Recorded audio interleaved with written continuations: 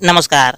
Challenge board में आप सभी का स्वागत है। दोस्तों, मैं हूं विकेश कुमार और आज के इस वीडियो में हम लोग बात करेंगे प्रश्नावली 7.2 के प्रश्न संख्या 5। दोस्तों, यदि आप इस चैनल पर नए हैं तो एक लाइक कर दीजिएगा। चैनल को सब्सक्राइब करने के साथ साथ बेल आइकन को प्रेस जरूर करिएगा ताकि आने वाला प्रत्येक वीडियो का नोटिफिकेशन सबसे पहले आप तक पहुँचे। तो आइए अब हम शुरू करते हैं। प्रश्नावली 7.2 के प्रश्न संख्या 5 है। दोस्तों, इस क्वेश्चन में कहा जा रहा है वह अनुपात ज्ञात कीजिए। ठीक है, क्या ज्ञात करना है? अनुपात है जिसमें बिंदु ए का कोऑर्डिनेट 1, -5 और बी का कोऑर्डिनेट -4, 5 दे रखा है। ठीक है, और कहा जा रहा है कि मिलाने वाला रेखाखंड एक्स अक्ष से विभाजित होता है। ठीक है, देखिए इन दोनों कोऑर्डिनेट को जो मिलाने वाला जो रेखा है उस रेखा को क्या कहेंगे? एक्स अक्ष कहेंगे। ठीक है, इस विभाजन बिंदु के निर्देशांक भी ज्ञात करना है। हमें क्या ज्ञात करना है? निर्देशांक ज्ञात करना है। तो आइए हम इसको फिगर के माध्यम से समझते हैं। एक्सरसाइज 7.2 है और प्रश्न संख्या यानी कि क्वेश्चन नंबर 5 है। ठीक है, तो सबसे पहले हम लोग क्या करेंगे कि एक फिगर के माध्यम से समझ लेंगे। तो यहाँ पर हमने एक लाइन ड्रॉ कर दिया है जिसको हम लोग रेखाखंड बोलेंगे और इस वाले पॉइंट को ए नाम दे दिया है और इस पॉइंट को हमने बी नाम दे दिया है। देखिए बुक में हमें इसका कोऑर्डिनेट दे रखा है। ठीक है, तो इसका कोऑर्डिनेट हो जाएगा 1, -5 और इसका कोऑर्डिनेट हो जाएगा -4, 5। स्पष्ट है? देखिए क्वेश्चन के अनुसार हमें ये कहा जा रहा है कि ए से बी को मिलाने वाली जो रेखा है इसको हम लोग बोलेंगे एक्स अक्ष। ठीक है, एक्स अक्ष। एक चीज़ का और ध्यान रखिएगा कि क्वेश्चन में हमें ये भी कहा जा रहा है कि एक्स अक्ष से विभाजित होता है। ठीक है, ये जो रेखाखंड है वो एक्स अक्ष से विभाजित होता है, मतलब यहाँ पर एक्स और वाई का मान हो जाएगा 0। स्पष्ट है? चलिए यहाँ पर कोई पॉइंट है। अब हम लोग क्या करेंगे कि इसका रेशियो निकालेंगे यानी कि m/n। ठीक है, यानी कि इसका मान निकाल लेंगे। चलिए तो हम लोग पहले क्या करेंगे, यहाँ पर लिखेंगे दिया गया है। देखिए क्या दिया गया है, तो ए का कोऑर्डिनेट दे रखा है। ठीक है, तो ए का हो जाएगा कोऑर्डिनेट 1, -5 और बी का जो कोऑर्डिनेट होगा -4, 5 होगा। ठीक है, चलिए अब हमें यहाँ पर फॉर्मूला जो इस्तेमाल करना है, रेशियो का फॉर्मूला इस्तेमाल करना है।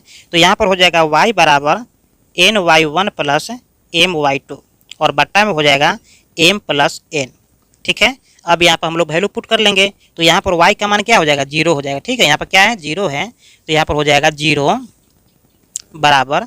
देखिए n का मान तो हमें नहीं दे रखा है तो n का मान ऐसे ही लिख देंगे गुने y1। देखिए इसको हम लोग मान लेंगे x1 y1। ठीक है, और इसको मानेंगे x2 y2। तो x1 का मान 1 हो गया और y1 का मान -5 हो गया। फिर x2 का मान हो गया -4 और y2 का मान हो गया 5। तो यहाँ पर है y1, तो y1 का मान कितना है? तो माइनस में 5 है, तो -5 + y1 m है तो m को ऐसे ही लिख देंगे। और y2 का मान कितना है? तो देख सकते हैं कि y2 का मान है 5 और बट्टा में हो जाएगा m + n। ठीक है, अब इसको हम कैलकुलेट कर लेंगे। तो यहाँ पर हो जाएगा 0 बराबर -5 में गुना करेंगे n से तो यहाँ पर चलेगा -5n + 5 में गुना करेंगे m से तो यहाँ पर चलेगा 5m और बट्टा में हो जाएगा m + n।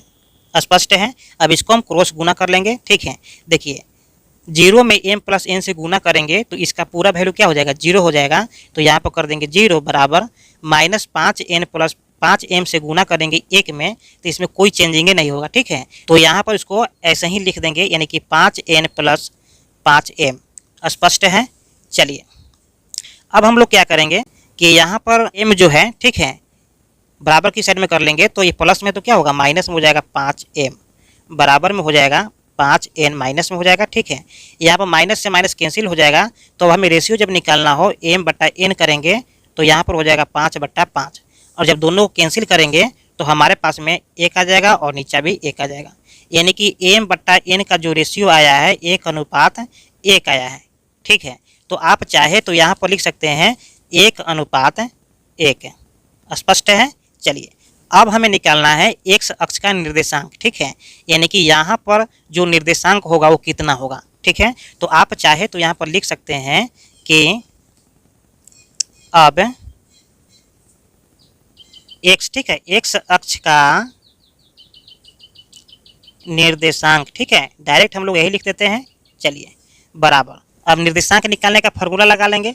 तो यहाँ पर हो जाएगा nx1 + mx2 और बट्टा में हो जाएगा m + n, कॉमा फिर यहाँ पर हो जाएगा ny1 + my2 और बट्टा में हो जाएगा m प्लस n।